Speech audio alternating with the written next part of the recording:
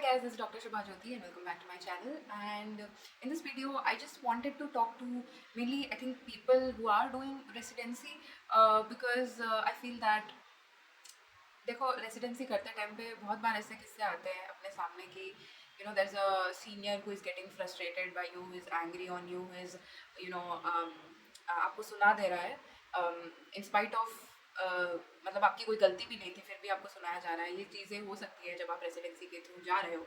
And so I just wanted to tell you that मैं ये नहीं बता रही हूँ कि सीनियर्स को कुछ आता नहीं है या सारे सीनियर्स खराब है. मैं ये नहीं बोलना चाहती हूँ.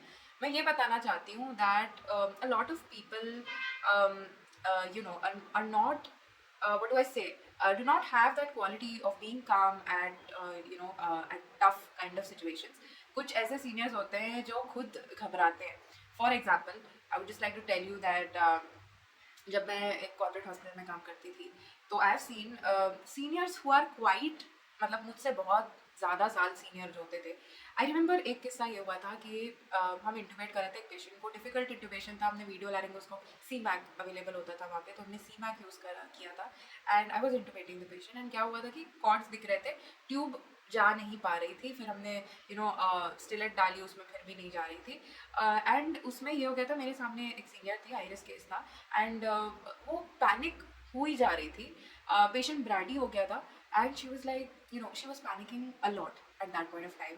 एंड उन्होंने फिर ले लिया मेरे से एंड उनसे भी नहीं जा रहा था. ठीक है, उनसे भी ट्यूब नहीं जा रही थी and she was literally just panicking there, not being able to do anything. She froze, literally froze in front of me like saying कि ब्रैडी हो रहा है पेशेंट, ओ माय गॉड करके. देन मैंने बस ये किया, मैंने एक हाथ लगाया उधर एंड ट्यूब पे and I was trying to still insert the tube inside and luckily वो चला गया. कैसे गया मुझे भी नहीं पता, but all I did was I tried to do something. I did not freeze. I was just trying to do something at that point of time. And उसके बाद she was like, oh my god, thank god, बहुत अच्छा काम किया शुभा ने. ये वो तो ये कुछ सीनियर्स होते हैं जो पैनिक करते हैं. ठीक है, और यही होता है कि इनका गुस्सा नहीं होता है, इनका ये होता है कि they are themselves a little stressed out by emergency kind of situations. And जो कोई भी मेडिकल कॉलेजेस में मेनली काम कर रहे हैं तो बहुत लोगों का ऐसा होता है ना कि टच भी छूट जाता है. मेडिकल कॉलेज में काम करते करते जो हैंड्स ऑन होता है वो काफ़ी सारे सीनियर्स का कम हो जाता है because obviously they are just working over there as professors APs और जो भी है. तो ये लोगों का जो है रोल बहुत बाद में आता है. पहले एसआर देखता है, उससे नहीं हो रहा तो उसके बाद ये लोग आते हैं.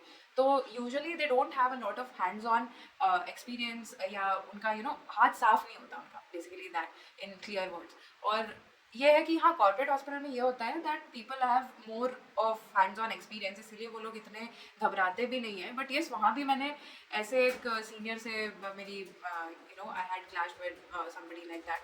एंड एक और ये होता है कि जैसे कॉर्पोरेट में भी जब मैं काम करती थी तो ऐसे भी सीनियर्स हैं जो काफ़ी क्रैंकी होते थे, क्या जल्दी करा, ये करा, वो करा. तो ये सब चीज़ें हर जगह होती हैं, आप कहीं भी जाओ आपको ऐसे सीनियर्स मिल सकते हैं. बट मेरा ये सब बताने का आपको रीज़न ये है कि आप अपने आप को कम मत समझना इस चीज़ में. Basically I just want to tell you that residency is the learning phase, right. अभी तो आपको काम भी नहीं आता, अभी आप काम सीख रहे हो. When you are in the first year you literally have no idea कि व्हाट इज़ गोइंग ऑन. आप वो जो आपकी नई लाइफ है उसमें बस एडजस्ट ही हो रहे होते हैं, आपको साथ ही साथ काम भी सीखना होता है. It's tough and in that chaos if somebody comes and yells at you suddenly and you don't even know what you did wrong, तो थोड़ा ख़राब लगता है. मेरे साथ हुआ है, इसीलिए मैं ये सब चीज़ें बताना चाह रही थी. And also another thing that I want to tell you all is and that I realised now कि क्योंकि I worked in the corporate hospital because I wanted to learn more. ठीक है, इसीलिए मैंने कॉर्पोरेट हॉस्पिटल ज्वाइन किया था. और हाँ, ऐसा नहीं है कि मैंने कुछ वहाँ से सीखा नहीं है, मैंने सीखा है, but it's not the people that I learn from. I learned from working there. I learned from looking at the kind of very high risk patients that were there. जो difficult airway cases आते थे, क्योंकि मैंने उनको anesthesia किया हुआ है, तो बहुत high risk cases, difficult cases जो airway difficult होते थे, ये सब मैंने बहुत कुछ देख लिया. तो उसके बाद एक sense of confidence आया है मेरे अंदर. तो वो चीज़ मुझे better confidence दिया है. ये नहीं कि किसी ने बैठ करके मुझे कुछ सिखाया, वहाँ पे किसी ने मुझे कुछ सिखाया नहीं है. It was just the kind of experience that I had over there that helped me to get better. तो मैं एक और चीज़ ये बताना चाहती हूँ, now that I am working in a medical college, what I have also seen is there are people like there is a senior over here, I don't want to specify anything about it, even about the position की कौन से position पे, क्योंकि मैं नहीं बताना चाहती हूँ ये चीज़, क्योंकि I just don't want you know tell anything about that, but एक सीनियर है जो you know she claims that you know she's from government, she's really good at work and उन्होंने सब कुछ देखा हुआ है ये वो, and ये मेरे साथ अभी हाल ही में हुआ है कि yesterday I went to you know my night duty थी मेरी, तो मैं शाम में गई थी and she was there and she was like cystolithotripsy चल रही है and I was like okay, and she's like यार यहाँ पे तो स्पाइनल में कराते हैं, cystolithotripsy तो लोकल में होता है यूजुअली, उसमें कौन एनेस्थीसिया देता है and stuff. So I was like कि मैंने जहाँ काम किया वहाँ पे तो स्पाइनल में ही होता था सिस्टोलिथोट्रिप्सी, तो आई जस्ट टोल्ड हर कि सिस्टोलिथोट्रिप्सी यूजुअली स्पाइनल में ही होता है, इट्स अनदर ESWL जो होता है, यूरो का प्रोसीजर होता है, that is extra corporeal shock wave lithotripsy, I think the full form is that. Basically shock wave से स्टोन्स को तोड़ा जाता है उसमें, तो उसमें जो है एनेस्थीसिया यूजुअली नहीं लगता, मतलब हमारे यहाँ था वो मशीन था पूरा एंड उसमें नहीं लगता है. And I think she got confused between the lithotripsy thing, and वो मैंने उनको बताया and she was you know not knowing anything, she was clueless. So I was like यार मेरे को पता है ये चीज़, and she's like she's from government and stuff and she still doesn't know these things. तो ये थोड़ा सा मेरे को weird लगा. Also ये जो है ना she's what do I say, she gets really panicky, hyper in the OT, ठीक है.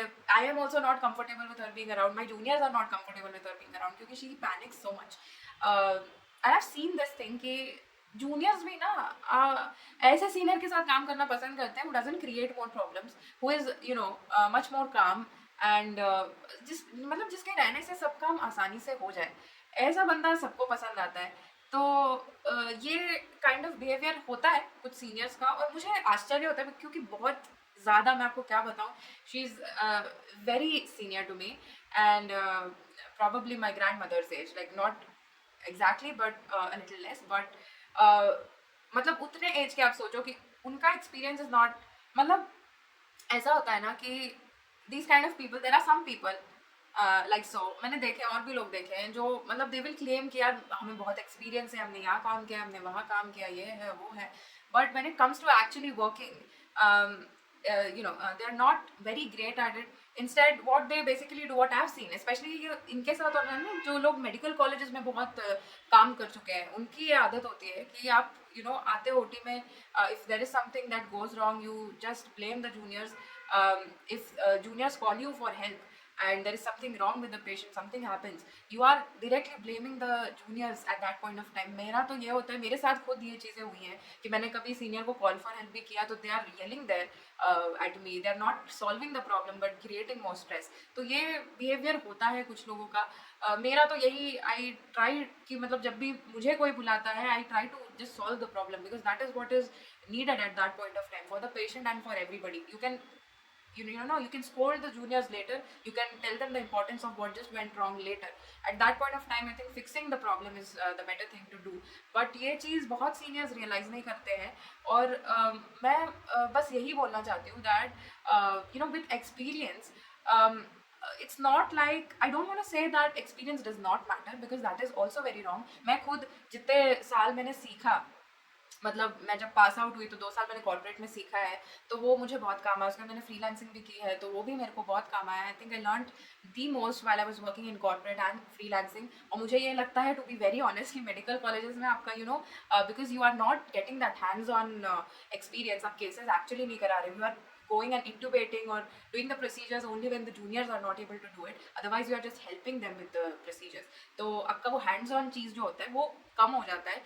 And because of that basically I think as you stay in a medical college, your procedures, your skill actually it becomes stagnant. It does not become better, it does not become worse either, but I think it just becomes stagnant and you stop growing.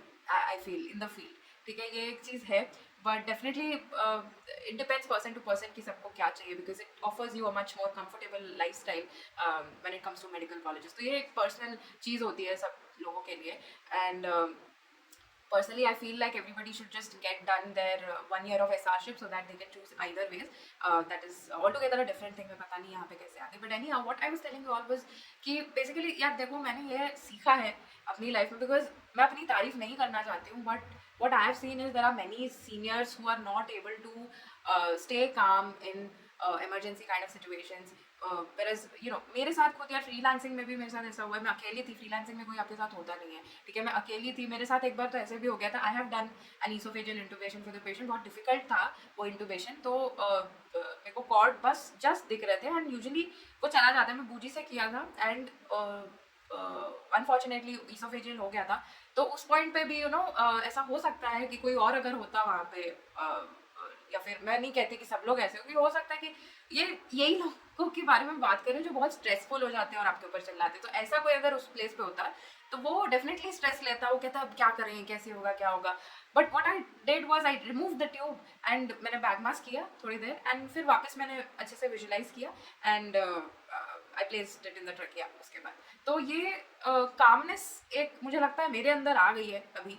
And I think that calmness needs to be there in every anaesthesiologist I feel. क्योंकि देखो यार बहुत घबराने वाली बात कुछ भी नहीं है. आपको बस इमरजेंसी सिचुएशंस में क्या करना चाहिए ये सोचना चाहिए. मुझे लगता है कि in an emergency kind of a situation, patient desaturating और BP कम हो रहा है, जो कुछ भी हो रहा है, you need to look at the solution. Looking at the monitor and just panicking and becoming hyper is not gonna get you anywhere. तो मुझे लगता है आपको भी यही करना चाहिए. अगर आप कोई जूनियर हो जो मुझे देख रहे हो तो I would just say कि you might come across people who get panicky, stressed out, and they just yell at you out of nowhere. आपकी शायद गलती भी ना हो या गलती हो तो उस चीज़ से आप सीखो. मैं ये बोलूँगी कि there might be seniors whose tone might not be very good, लेकिन वो जो कह रहे हो वो चीज़ शायद सही हो.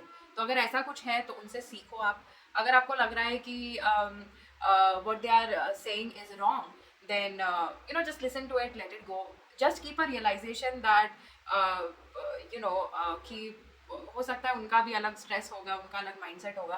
सो that is why they are yelling at you. It does not make you little, या मैं क्या कहूँ कि it does not mean that you can not learn, that you will not be able to do better in your life. That's all I want to say. And with time everybody learns. I think the right way to go about your residency is basically pay attention to everything that is going around you. अपना दिमाग लगाओ. Don't just follow blind orders, ठीक है. आपको जो भी seniors बोल रहे हैं करने के लिए उसको ब्लाइंडली फॉलो मत करो. हर चीज़ में आप दिमाग लगाओ कि ऐसा क्यों बोला जा रहा है. लाइक से NPO गाइडलाइंस जो हैं जैसे वो एक अडल्ट का अलग होता है और पीड्स में अलग होता है. तो आप आपके सीनियर्स बोलते होंगे कि ऐसे ऐसे लिखना है, तो उनको पूछो कि ऐसे क्यों लिखना है, या फिर आप पढ़ो और देखो कि क्यों लिखना है. ऐसी बात है. तो I am just saying that don't just blindly do things. apply your brains. that is how you will learn. क्योंकि आसपास बहुत शोर मिलेगा आपको. बहुत लोग ऐसे मिलेंगे जो एक्चुअली आपको सिखाना तो दूर की बात है, बस आप पे चिल्लाते रहेंगे. ये भी होता है.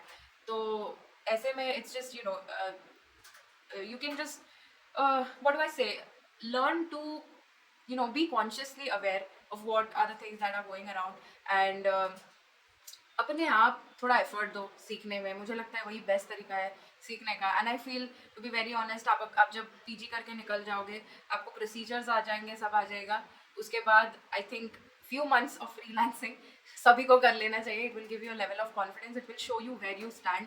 क्या आप कर पाते हो चीज़ें खुद या नहीं, ये आपको खुद समझ में आने लगेगा. अगर आपको लगता है कि नहीं हो पाएगा तो definitely you should always work in a department और something. And even if you are good at it and still you want to work in a medical college or a corporate hospital, I think that experience of working in a in freelancing is great because it gives you another level of confidence that you can actually handle things on your own. और जब आप जैसे एक medical college में भी जाते हो, जैसे मैं अभी एक मेडिकल कॉलेज में हूँ, तो मेरा जो लेवल ऑफ कॉन्फिडेंस है वो लोगों को दिखता है कि I can handle my own cases. लोगों ने मेरे को इंटूबेट करते हुए देख लिया है, स्पाइनल देते हुए देख लिया है. उनको पता है कि चलो ये काम तो कर लेती है, केस मैनेज तो कर लेती है एंड बच्चों को थोड़ा बहुत सिखा लेती है. तो this is something that will come with working on your own. आप जैसे जैसे खुद चीज़ें करने लगोगे तभी वो कॉन्फिडेंस आता है. तो definitely that is something that comes later on. What I really wanted to emphasise over here was see experience. बहुत सारा एक्सपीरियंस लेके भी बहुत लोग बैठे हैं जिनको उतना काम नहीं आता है, टू बी वेरी ऑनेस्ट। ऐसा मोस्टली मेडिकल कॉलेजेस में होता है कि बहुत साल का एक्सपीरियंस होता है, फिर भी उस लेवल का काम नहीं होता है उनका। तो अम, तो मैं किसी को नीचा नहीं दिखाना चाहती, मैं किसी के लिए बुरा नहीं बोलना चाहती।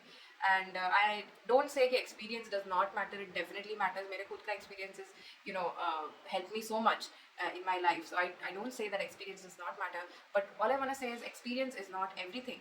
The way that a person thinks, the way that a person is, even if you are young but are able to take better decisions, it does, I think, make you better than someone who is very old and experienced and is not able to take good decisions at that point in time. So that's all I want to say. And just do your best. Everybody learns, everybody will learn, and I think once your residency is over, great days will arrive. You will have a great life, and yeah, that's what I want to say. I'll see you for another one.